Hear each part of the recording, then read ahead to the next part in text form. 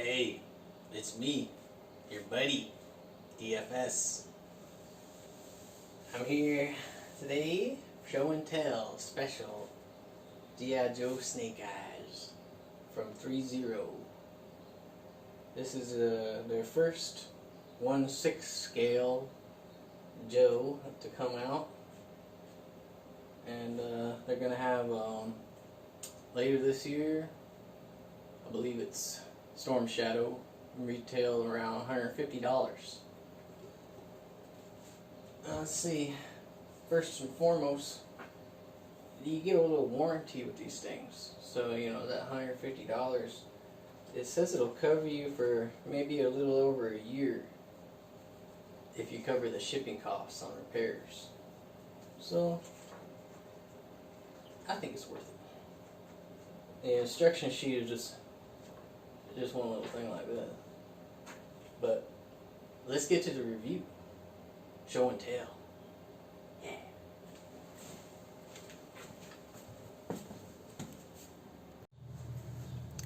Here's the box. Comes pretty big. Got a couple Velcros. You won't be able to see Snake Eyes very well. It'll be wrapped up in plastic really well. The box art, pretty cool. Definitely be keeping it around. Fancy stuff. Bottom. Top. Alright, let's get to it. Here he is out of the box. You can see it comes just the web gear on him, the armor. You can look first here at the tray. These are the accessories that you're going to want to put on him. Let's see. Well, first we'll look at this here, Uzi. We're looking, it's got nice paint on it. Give it a little bit of a wear. And there's folding stock. You gotta be careful though, you should probably grab it from like right here. Give it a bend out there. Other than that, it's got the removable magazine with bullet detail on it, of course. And it's looking really detailed. I really like it. Fold that back up for now. Okay, let's grab a couple more. The first thing we'll look at on the tray is his Beretta. Here you go. Let's see if I can get it to focus there. See how it's also got a little bit of weathering effect. But you notice the top of the slide is missing. I don't know if that's mine or everybody's. And the Beretta goes into his holster here. Just slip it on in. Fits in there pretty nice. So he balances pretty well as long as you don't tip him. Here's this Bowie knife, since we're here on this side. You can see also has some of that silver weathering. Handle is really detailed. I like that a lot. They put a good amount of detail into that Beretta too. You can see that the rivets on the grip are painted silver, and his holster itself is pretty highly detailed. So we got a couple things off the tray on him. There's one more thing that comes, you know, on the tray. Let me show you. It's a little knife that, let's see. Yeah, you can get the detail on there. It also, this little knife goes on his gauntlet here. The arm guard. It's got a little thing there. It helps if you just take the hands right out and get it it in there and put the hand right back in. So you see, right out of the box, he comes with the open hands on. We'll look at the hands next. So now he is all dolled up. You can see some of his web gear is really pliable, and each of these little baggies are removable. I don't recommend removing them. Part of the instructions actually tell you to note that they have little letters on the back, so you know exactly where to place them if you remove them. But it was a pain in the butt to get one back in after I removed it. I don't really recommend it. So here he is. Let's go ahead and look at his hands. This comes with a good amount of hands here. Come with 6 pairs of extra hands. Oh, goodness gracious. So here we go. It's got a fist, both sides fist, of course. It's got a grabbing hand for his pistol. Open hands. He also comes with a sword hand on both sides. Let's go ahead and get these out. Let's see here. Pretty nicely done. See, the gray and the weathering is applied quite nicely. Let me get a close-up on that for you on one of these hands. The detail is pretty good. So yeah, his hands come on little peg stubs. You'll get 2 more peg stubs. It'll give you a total of 4. They're on a little poly joint.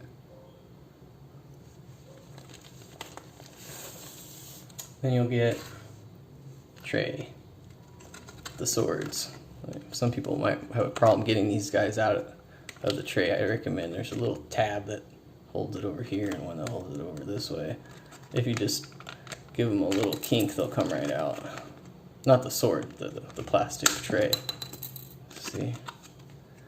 Then you also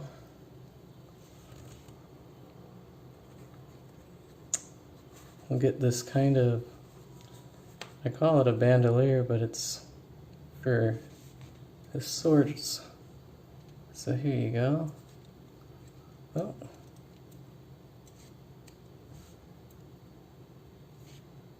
Get them in there. Oh, see, I'm kind of shaky sometimes.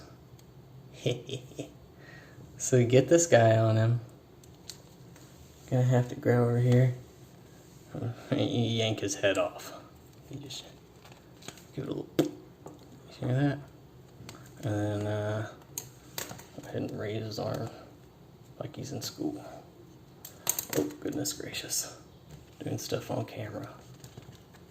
Here we go. So you'll see here that this section here kind of like wants to sit up. So the way to get it to look a little even is to push it more forward and then grab this and give it like that. That'll get this thing back down on the shoulder if you're having that issue. Let's get his head back on. Looks weird. Okay, so here he is. Wearing that. Let's get him over here for a moment. Alright, let's talk about the fun stuff. The articulation. So, as you can see, this is not an action figure. A lot of things with action figures, once you start articulating them, that the sculpts just break up around the joints. This is a 1/12 figure, so a lot of the sculpt stays together due to this fabric and vinyl. Some of this is a stretch vinyl, so limitations in their articulation exist in such where you're bending the arm in upward positions. And let's see if I can take a good look at exactly where that stress is here under the arm there. not too bad. You can get him almost to reach back. You just don't want to stress it, right? But you can get him in that pose where he's about to reach back and grab his sword. This is the main limitation that you'll encounter. The easiest way to get him to pose is actually grabbing the arm like that and feeling where the elbow is and moving it back. This, if you've had other 1/12 scale figures, then you probably already know all this stuff, but this is my first 1/6 scale, 1/6 scale figure, 12-inch figure. So yeah, let's go ahead and get a little bit of movement here. Go back this far, go forward, pretty much about there. You start stressing here as you start reaching up, just like if you were to reach up to the side. Can't go up too high.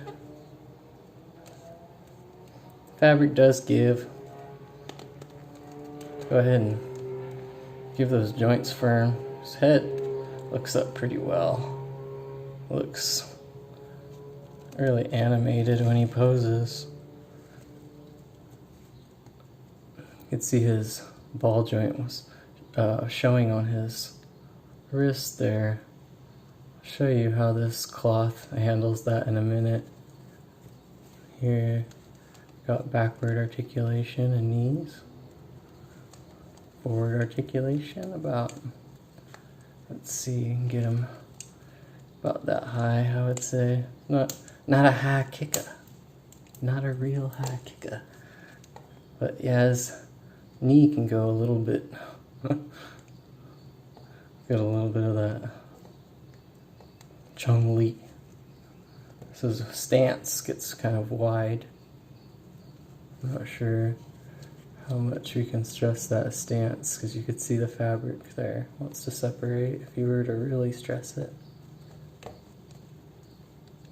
So overall, compared to like classified Snake Eyes, whatever poses you get this guy in, he's gonna look fantastic. But he's not gonna be able to, you know, do the splits and all that, or reach up above his head. So you gotta work with him. Regardless, he's gonna be beautiful. Let's take a look at some of the detail while we're at it. More bags, little pouches all around. Pouches. It's another set of accessories we need to go over now. It's quite a bit of smoke canisters and grenades. Show off one of these smoke canisters. You can see he's got 2 grenades on him now. No, 3 grenades here down below, and 2 smoke canisters on his bandolier. Get a little close-up look at one of these canisters. They hook on that little handle right on the bandolier. Same with the grenades. They have a little hook on them. These ones are a little easier to get on and off. The smoke canisters can be a little bit of a pry on that handle, but overall they look pretty dang good, especially hanging on that gear. Speaking of the gear, you can see all of the gauntlets, the shin guard, the gauntlet, the armbands, they kind of move around. They're separate from, they're not like attached here to the pant cloth. So whenever you do pose them, they kind of move around. It gives it a natural look, but you have to make sure that they're still in position. I kind of really like that, how everything is separate. If you really wanted to dress them down, you can take off that stuff. Here's Snake Eyes. You can see that he has shin rotation, so you don't have to just rely on the legs, the feet to move out in a funky way to get him in these kind of crouching poses. I want to show you how exactly the gun fits into the hand. If I can get it to focus. It's a little loose in my opinion, but since you have a poly joint here at the wrist, you're able to fake the angle on that grip. Is this just not focusing? I don't know. Yeah, it looks pretty good, but a little bit of a loose grip. One thing you'll notice about 1/6 scale is that they look beautiful from every angle. You'll get them in a pose that you really like, and then you want to turn him around and see kind of what he looks like from the side or the back. It just it has a lot of character in all of his movements. So let's go ahead and get some photographs of this guy going.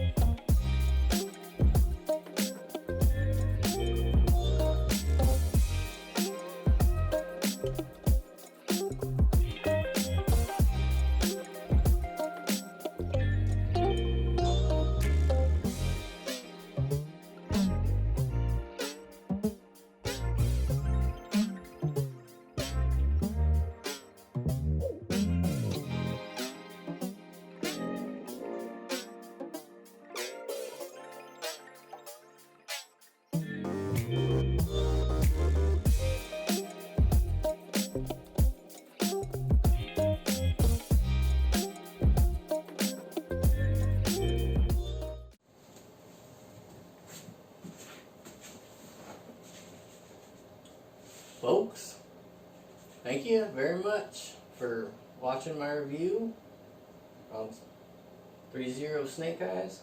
I really enjoy him. Couldn't be happier.